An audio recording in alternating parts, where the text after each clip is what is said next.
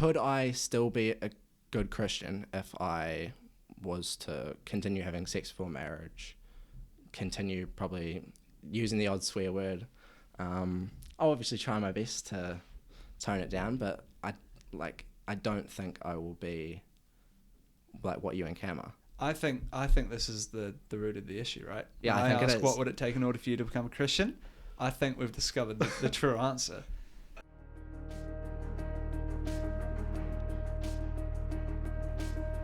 We live in a world where there is more access to information than ever before. Generations, young and old, are being exposed to radically different ideologies and opinions every day. It can be so overwhelming trying to decipher what's true and what's false. But there is a way. Join me as we discuss some of the toughest questions out there about Christianity, the Bible, and culture. I'm your host, Nick Lackey. Welcome to the Garrison.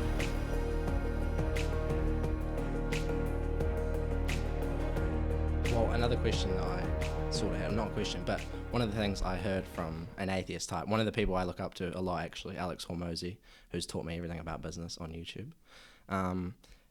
He grew up, I think, a Christian, and his family was Christian, and then he's a really smart and rich guy. Mm-hmm. He came to the belief that it wasn't real, so he's kind of the opposite of a lot of people these days. And one of his biggest points he makes was that there's a heaven and hell, so where's the 50%? What is it? One more, you could have done one more deed and you could have gone to heaven, or you could done one more bad thing, and where does it tip you over the edge? Right. But I kind of don't really, like, I used to believe that more and think it was a sound argument, but I have the same feeling that God, the higher power, he just knows. And yeah, it's as simple as that, I think. I mean, you're tipped over the edge as soon as you sin, really. And the standard for getting into heaven isn't, oh, you've been pretty good. No, it's you've been perfect. So in other words, no one deserves heaven. Right? That's what we believe. But, as I was saying before, because God views us as perfect, because he views us as he does his son Jesus, then we can go to heaven. So the whole 50% middle ground type of thing, I get where people are coming from. They think, it makes sense. Hell's pretty severe. What about the people who haven't quite done so bad? Yeah. And part of this comes from the fact that we have a different view of justice than God does. His standard is so pure that when we see ourselves up against his standard, then everyone becomes pretty sinful and pretty wrong. But we view it as you're 10 out of 10 bad if you've done genocide, but you're 1 out of 10 bad if you've only told a few lies. Yeah. But I think the whole belief that there's some sort of middle ground, here's where it doesn't make sense. If heaven is a place with God and in his presence, and hell is a place without God and without his presence, I mean, the Bible talks about, I think it's in Thessalonians, it says destruction from the presence of the Lord. You know, there is no presence of God in hell. If these are the two options, you're either with God and his presence or you're without it, then how could there be a middle ground? That's right.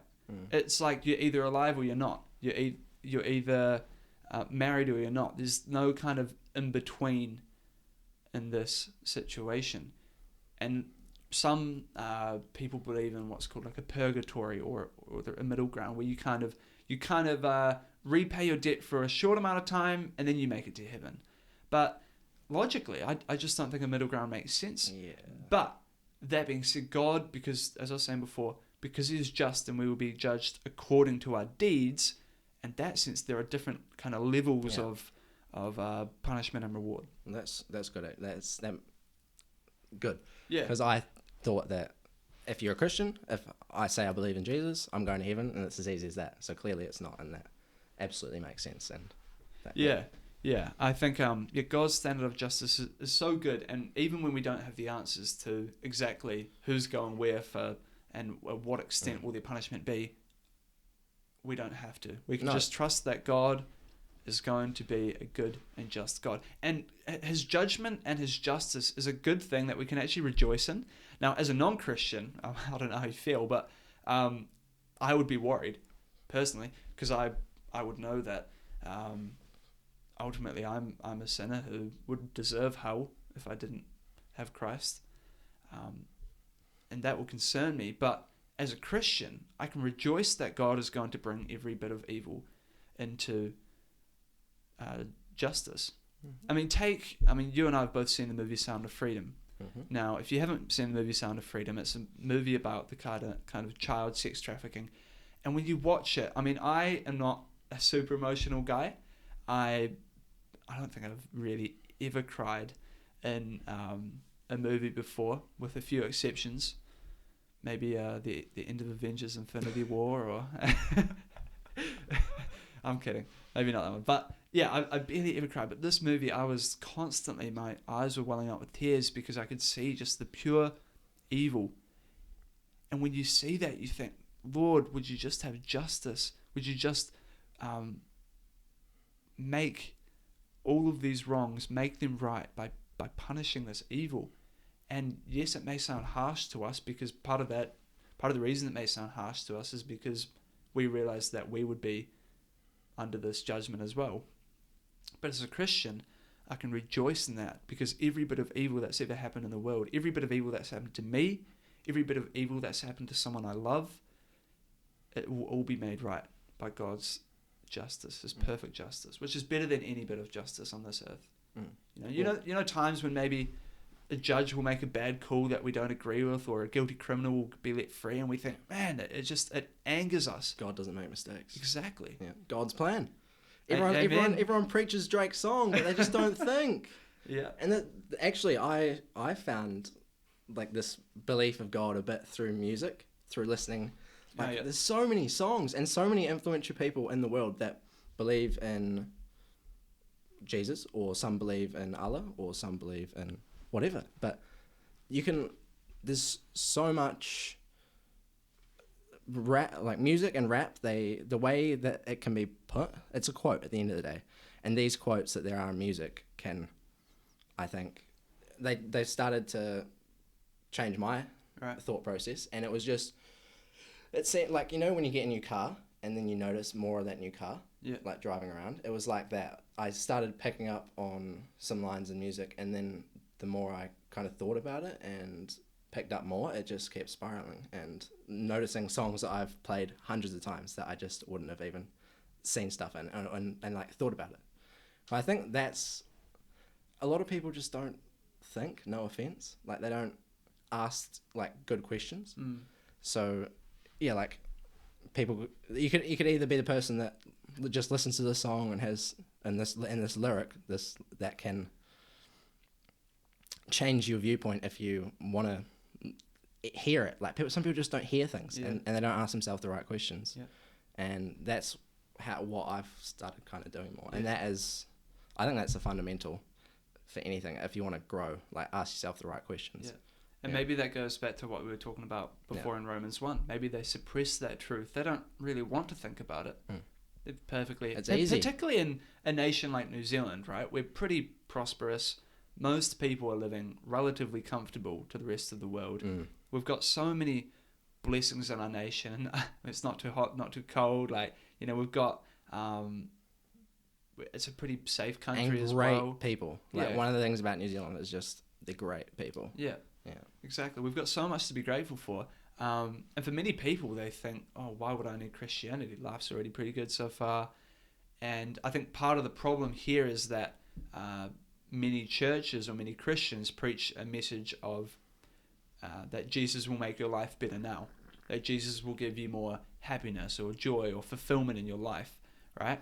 And I would somewhat agree to these statements, but not for the reasons that they would say. The reason that I have joy as a Christian, and I will continue to have joy no matter what happens, is because I know that I've been saved from an eternity in hell. I know that I'm a guilty sinner, but thanks to God's love, He saved me.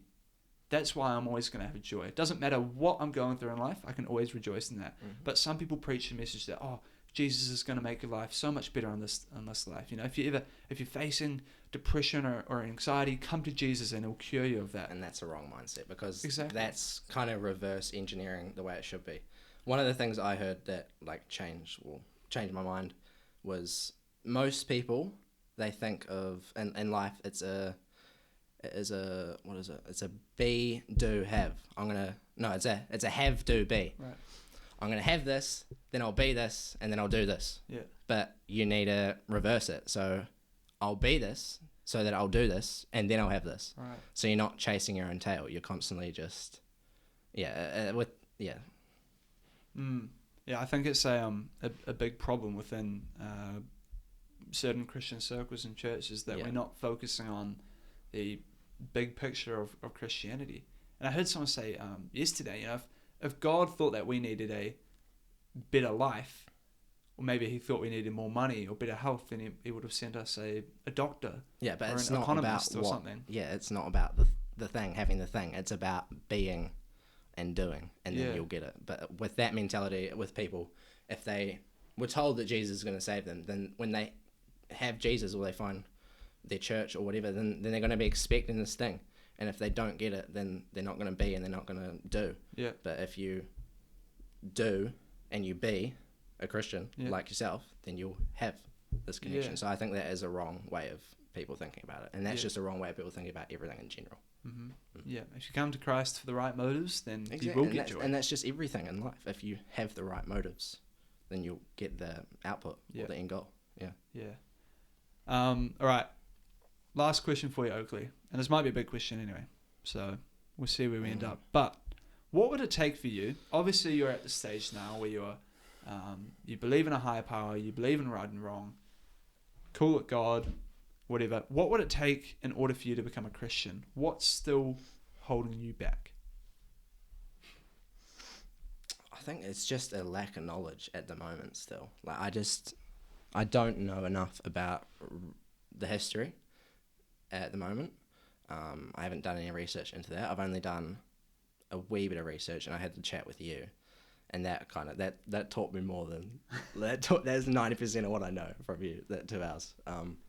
Yeah, I also want to learn more about other religions to kind of have both sides, because like there's billions of people that are religious, and they're not all on the same side. Yeah. But I think to me they are on the same side. I think. Well, but it's a hard question because I don't know the answer, and I don't think anyone would really know the answer to that. But yeah, I think the main thing in anything in life is just time. With more time comes more knowledge, and comes more time to think and process things and form my own opinion. But yeah, I'm super happy with the path that I'm on, and I'm grateful that that this higher power has come into my life, because at the end of the day, every single person is alone in this world, to the exception of their God. Everyone has a God. It's just what you choose to believe in and have control you. Everyone's controlled by something, I think. And for Christians, their God is Jesus Christ.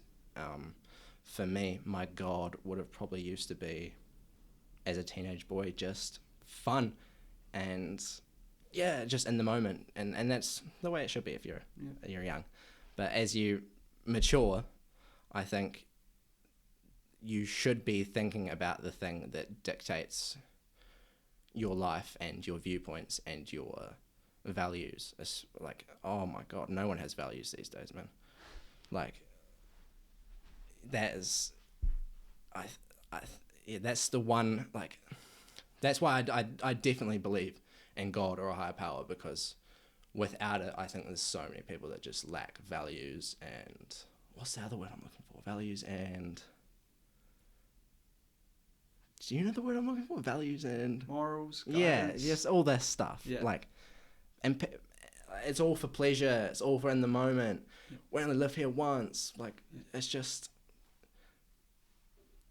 You've got so much years on this planet. Everyone thinks, like, you're programmed to think within, like, the space of a couple weeks, realistically, because of things like... You ever, like, from the time you were born, it was... this school week, next school week. Your time is always measured in weeks. Paycheck you get every week, usually.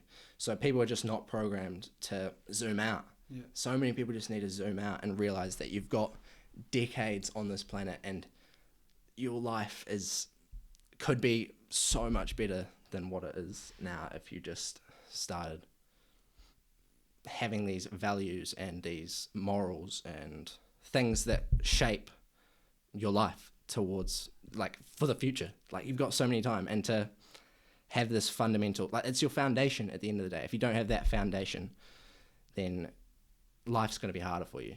So I think it is, like, everyone should be thinking about what controls their life, what their God is, and why, like, why do I feel this way? Why do I have this outlook about this? Just ask yourself more quality questions. And yeah, I'm grateful for everything. Yeah. Like, this is just one of the mindsets I've always had anyway, and which I've realized over time aligns with religious people. It's just that I'm always grateful because there's so many people with nothing. Yeah.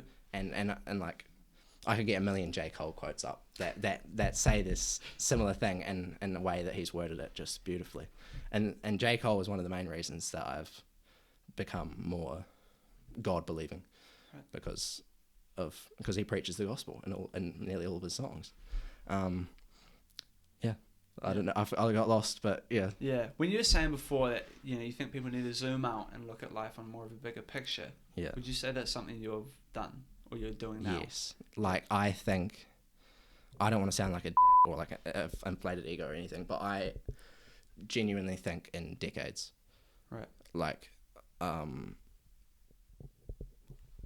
this comes back to visualization, I think, which is, like, if you visualize how your life is going to be, if you visualize the actions you're going to take, the people you're going to meet, what you're going to do, where you're going to be, like, everything, it will come to you. Like, there are vibrational, like, people vibrate on different levels, and you should be able to know who vibrates on a different level, because I know there's a few people that come to mind that vibrate on a different level. And these are fundamental laws and things, and yeah, zoom out, people. Yeah. Like, I can't explain it enough, but some people just never will zoom out. Yeah. And that's just a part of the game. Like, there's just, like. I got a question for you. Yeah. If you walked out of this studio after we've finished recording, and you were walking across the street to your car, and a drunk driver came and hit you, and you're dead, or if you had a heart attack right now, right? Obviously, it's possible. Mm-hmm. Not likely, but very possible. What would be the point in all of this zooming out to the decades in our life? Huh? What would be the point of zooming out to see the future decades in our life and planning for the future, which I agree is good to do, but what's the point of it all if you're going to get hit by a truck in 10 minutes? Well, I don't visualize myself getting hit by a truck, so I like to think I won't. That may happen. Exactly, but then that's just the thing. If that does happen, then that's what was meant to happen. That's what I believe. You see, I agree with you that we should be zooming out, but I think we need to zoom out even further, past our life and into eternity. I think we need to be looking at, well, is there life after death? That's one of the most important questions we can ask is God real? People are scared of that question. Yeah. I think that's the main thing. Like, it's hard enough for people to live in the moment, I think, these days, to then ask the question of, like, if people can't even think, like, 10 years. Yeah. People can't even think 1 year ahead in the future. Really. I guess the point I'm trying to make is that if we spend all our life thinking about the future of our own life on this earth, I mean, we don't have tomorrow guaranteed. We don't have the next 10 minutes guaranteed, right? I mean, the fact that we haven't died yet, we assume that we still have lots of time, but I know people who have just suddenly died. It's happening more and more often. It is happening more and more often. But in light of this, shouldn't we be thinking, because death is something which is promised to all of us, death is more sure than the next minute. And in light of this, shouldn't we be thinking, okay, what's going to happen after I die? And so I'd challenge you here, Oakley, where you're talking about, I need more time to get more knowledge, to think more. And that's good that you want to think more. But we don't have time guaranteed to us. If you spend the next 20 years looking into different religions and then never come to a conclusion and never actually just, I guess, take a step in a direction, then what was the point of those 20 years? If life cuts off before that, and before you know it, or it's too late, I never actually put my faith in Jesus, I never actually tried praying and asking God to reveal himself to me or anything like that, then it was a waste. I think we must be zooming out further than the next 10, 20, 30 rest of our life and years, because we don't know how long we've got. And instead zoom out and think of eternity. That's something which I believe is guaranteed. That's where I think is that's the longest amount of time, right? Life on this earth is so short compared to eternity. So why spend 95% of our time thinking of something which is going to be so small? Instead, that's why I want to fix my eyes on eternity. That's why I started the podcast. That's why I'm speaking to you right now. That's why I try to talk to anyone, because I do believe in an eternity and a real heaven and hell after we die. And that's the most important thing. So I'd encourage you, Oakley. Yes, there are questions that you have about Christianity. And there's questions I have about Christianity, right? I don't know everything. Yeah. There's people who have become Christians who know nothing except the fact that they have sinned against God, and they place their faith in Jesus because they know that logically it's the only thing which can save them. And so I'd encourage you, don't spend too much time trying to figure out every single nook and cranny. I mean, when you start a relationship with someone, do you know everything about them? No. But as you have that relationship, you get to know them, right? That's a good point. I have not heard that one before. Yeah. Have you used that one before? That's good. That's good. Yeah, but I mean, when I became a Christian, I certainly didn't know about the cosmological argument and the evidence for a designer and the moral argument for God and every bit of the Bible. I still don't. Yeah. I think at the end of the day, it is a safer alternative to be a Christian than to not. I think you get a lot more. If you die a Christian and you're wrong, then you lose nothing. But if you die a non-Christian and you're wrong and Christianity is right, there's a word for this. There's a name. Someone the listeners probably know. If you're a listener right now, you'll know what I'm talking about. There's a name for this, but it's exactly right. You've got so much to lose. So it's like if you're, I'm gonna try and make up an analogy on the spot. Let's see how we go. But it's like if you're in freezing water right now and you're trying to choose which lifeboat is going to save you. You know, there's no point waiting in the freezing water. You might as well jump into one. You're better off doing that than staying in that freezing water trying to think, okay, what one's... But before you know it, you've frozen to death, right? And so I'd encourage you, man. I think eventually there is a step of faith that needs to be taken. And look... It's called a leap of faith. It is, yeah. And it's not a leap of blind faith either. No, it's not. I think you've got a whole kind of foundation and basis of knowledge. You know that there must be a God, so it wouldn't be a stupid thing to go and take this. And Christianity is the religion that's like, seek and you shall find is what Jono told me once I started kind of on my journey, and once things started really like whoa, I did not going to get into it, but seek and you shall find. And what I've been finding is more Christianity than anything, because I've obviously got you, Nick, and Jono in my life. I haven't got any Muslim or any other religious friends. Like, until this year, nothing. Actually, Brooke's family is religious, I Brooke's believe. your girlfriend? Yes. Her dad actually grew up in America and in the South, so very religious, and his parents are very religious. So she's... Yeah. I actually don't know. I haven't really asked her, because I think she's kind of lost her faith, just because of being in New Zealand and not being around it. But yeah, I think there is a lot more to be gained than lost. And on my current path, I am being drawn towards Christianity. Yeah. And my thing is, like, I don't want to... A question for you is... So there's many people that identify as Christian in the world. But what is... How do I put it? Could I still be a good Christian if I was to continue having sex before marriage, continue probably using the odd swear word? I'll obviously try my best to tone it down, but I don't think I will be like what you and Cam are. I think this is the root of the issue, right? Yeah, I think it is. What would it take in order for you to become a Christian? I think we've discovered the true answer. Well, it's because this is how I've been my whole life, and I don't think that we enjoy sin, right? Yeah, I'm not going to deny that sin is enjoyable. Yeah. Yeah, I think at the moment, Oakley, you're like a guy drowning in water with a pot of gold on his back. And you don't want to let go of that pot of gold, right? Because it's so valuable to you. But in order to get back up to the surface and survive, you need to release it. That's what repentance is. It's acknowledging that your ways are wrong. And yes, sex before marriage may be fun. Yes, drugs might be fun. Yes, we want to be able to say what we want and do what we want. But ultimately, Christ calls us to repent of our sin, to acknowledge that our ways are wrong. And look, when you go to have a shower, do you clean yourself beforehand? No, because it's the very shower which is going to clean you. In the same way, I think, when you come to Christ, you don't have to have your life all perfectly cleaned up and ready. Instead, He is the one who will transform you. The Bible talks about being transformed and the renewing of our mind, right? When let's take Cam. Cam's gonna love this. Let's take Cam for example, right? When Cam became a Christian, he wasn't a perfect guy who had his life cleaned up, but through the work of the Holy Spirit, he had his mind transformed.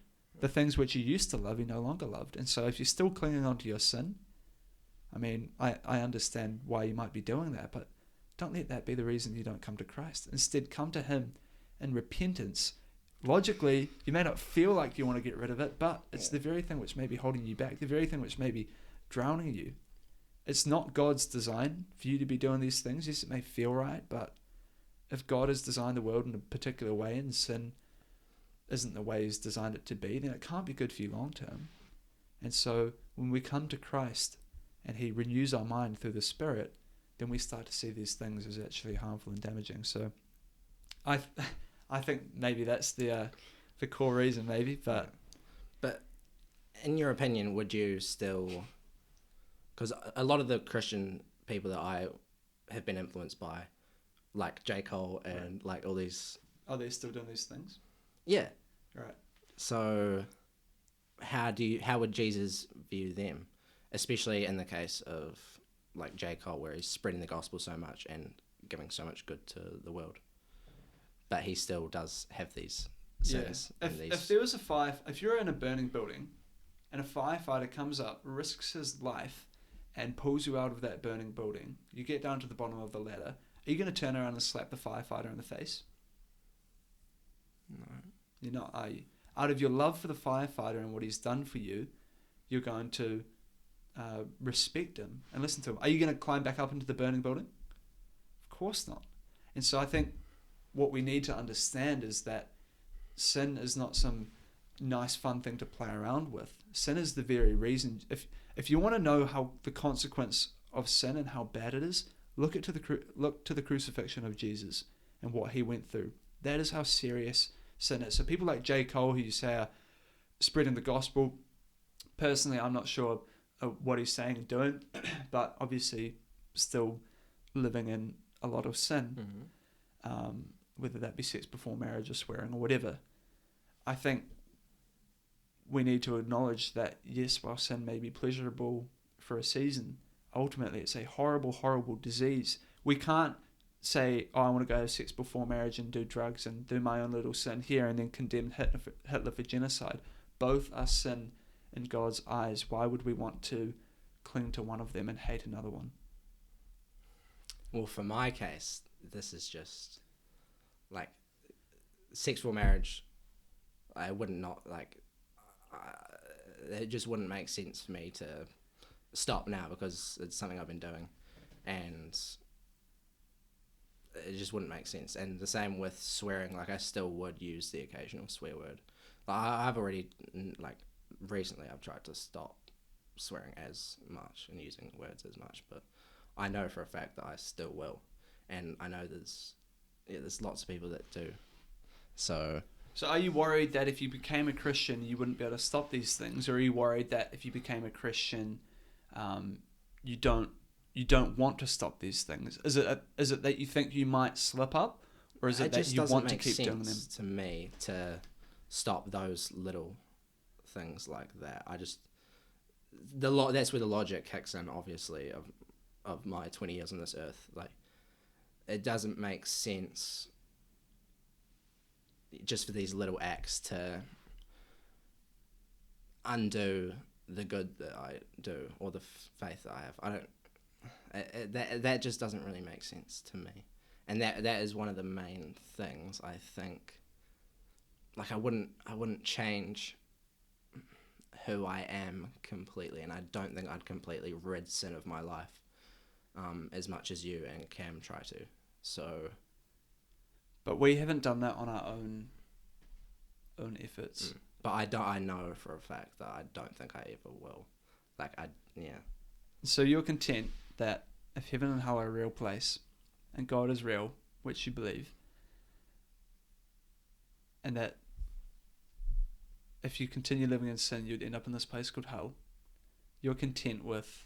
So if I was a Christian but I kept swearing a little bit and I had sex before marriage, I would. Well, to become a Christian, you need to repent, right? You put your trust in Jesus, right? It's an attitude of the heart, really. It's acknowledging your ways are wrong, and so it's not earning our salvation by trying to do good works and to, you don't earn your way to heaven by trying to stop having sex before marriage. Rather, Christ has earned your way to heaven through what he's done on the cross. But if you really love Christ and what he's done, if you really put your trust in him, if you put your faith in him, then I don't see how you could. It's like slapping the firefighter in the face. It makes sense, but right. But yeah, I think this episode is quite long. How long's it been? I have no idea. We'll find out later on. But about an hour. Yeah, I think that's really interesting what you're saying. Great stuff for me to think about. Great stuff for the audience to think about, and ultimately, I think a lot of stuff for you to think about. And we can talk about this stuff, like why sex before marriage may not be such a great idea, later on, or maybe in our own conversations. But I think it's been really great, Oakley, to hear from someone who isn't a Christian your perspectives on all these issues, and what's holding you back, what's changed, and hopefully, my prayer or my hope is that the audience will be able to benefit from this. And if you're listening and you have benefited from this, or if you like what Oakley was saying or what I was saying, then please make sure to rate the podcast on wherever you're listening to, or to share the episode with someone. Get their thoughts on it as well. So thank you for listening, and we'll see you on the next episode of The Garrison.